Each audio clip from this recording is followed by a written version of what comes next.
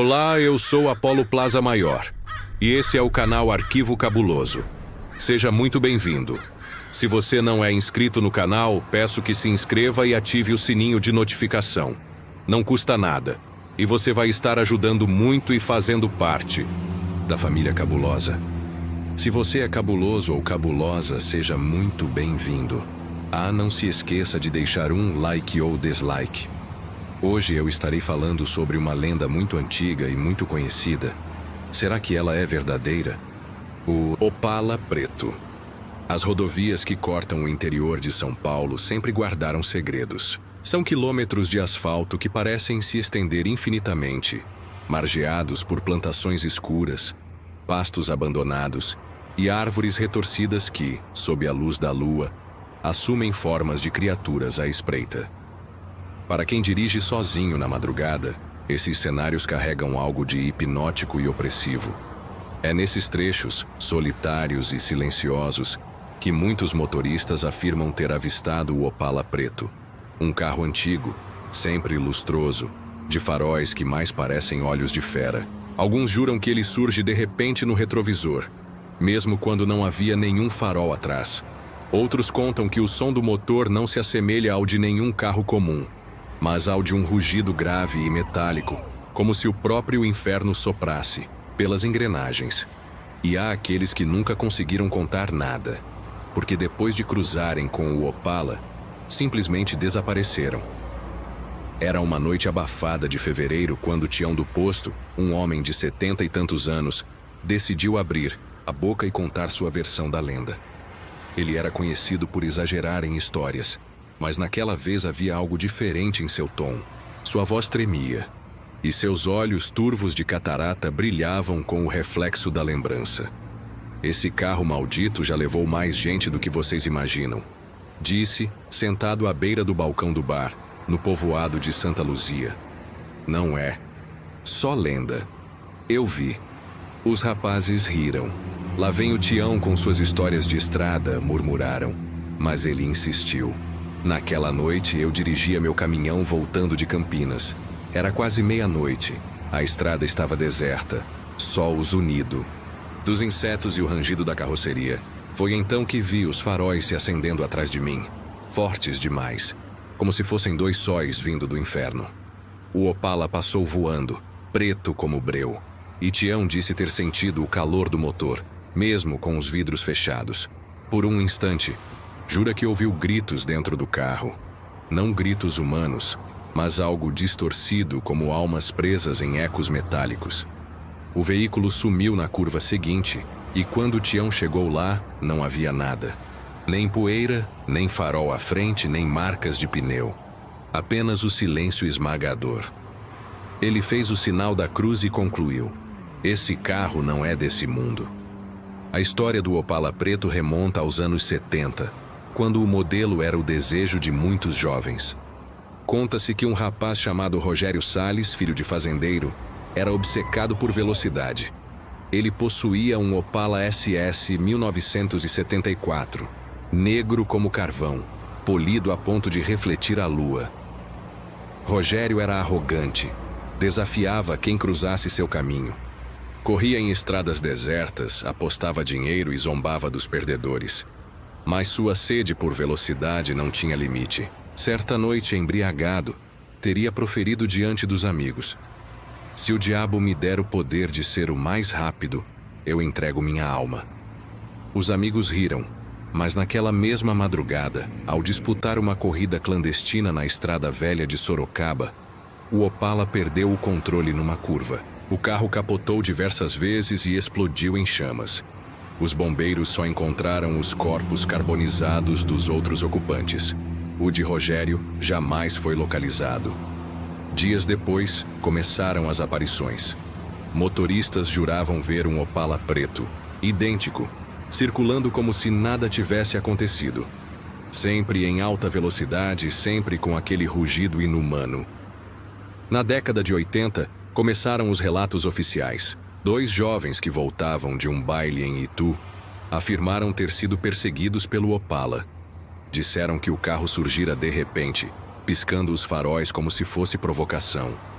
O motorista tentou acelerar, mas o Opala sempre os alcançava, aparecendo em cada curva, mesmo quando parecia impossível.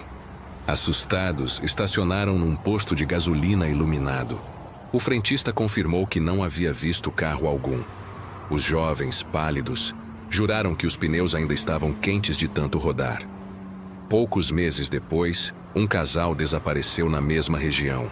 Encontraram o carro deles abandonado na beira da estrada, portas abertas, faróis acesos, motor ainda quente. Nenhum sinal dos corpos. Apenas marcas de pneus queimados no asfalto, como se um carro tivesse girado em círculos ao redor. O laudo da polícia dizia apenas: sem explicação. Plausível. Corta para os anos 2000. Eduardo, caminhoneiro experiente, conhecia cada curva entre São Paulo e Curitiba. Não acreditava em lendas, até que certa noite cruzou com o inexplicável. Era 3 da manhã, a estrada estava vazia. Ele ouvia apenas o ronco do motor e o chiado da chuva leve batendo no para-brisa. De repente, no retrovisor, surgiram 2 faróis.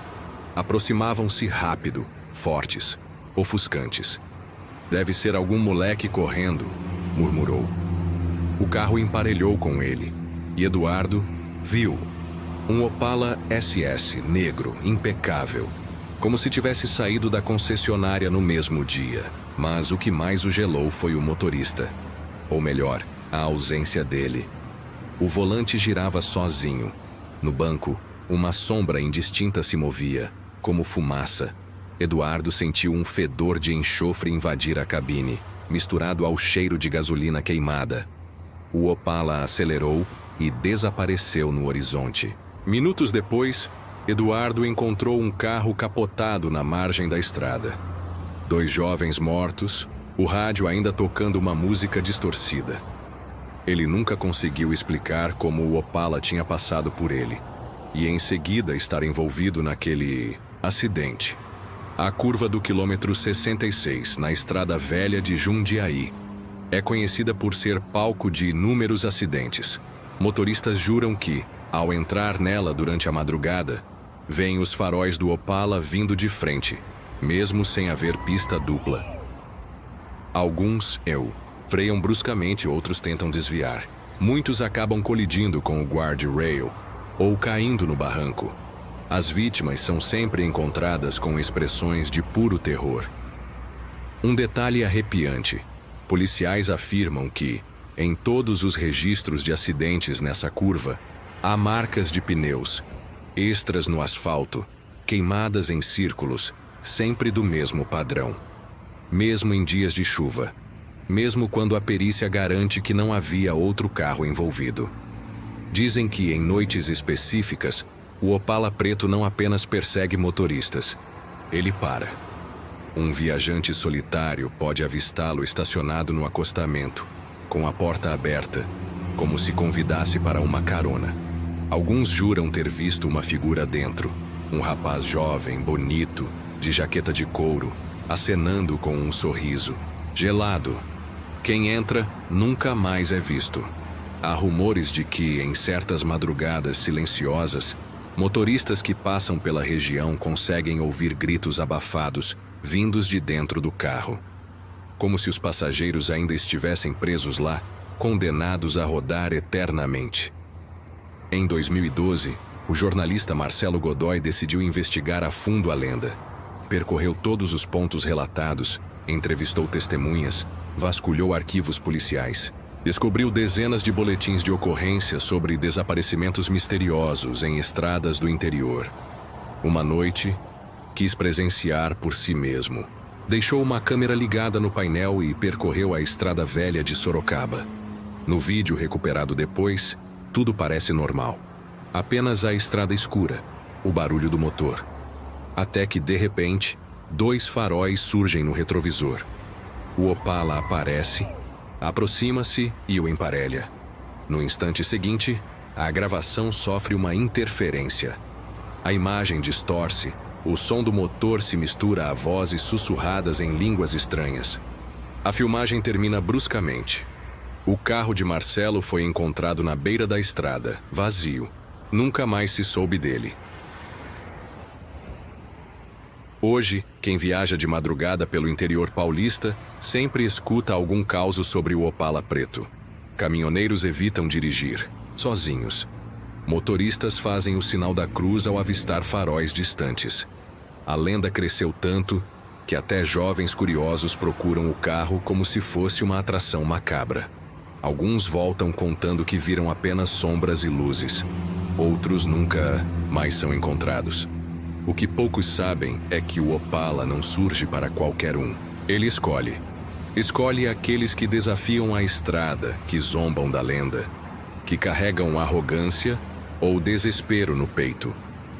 E quando ele aparece, não há como fugir. E dizem que, se numa madrugada solitária você ouvir um ronco de motor antigo, ecoando pela estrada, mesmo sem ver faróis, não olhe pelo retrovisor. Porque ao encarar os olhos brilhantes do Opala preto, você pode se tornar o próximo passageiro. E uma vez lá dentro, não há volta. Apenas a eterna corrida em alta velocidade, queimando pneu em uma estrada rumo ao inferno.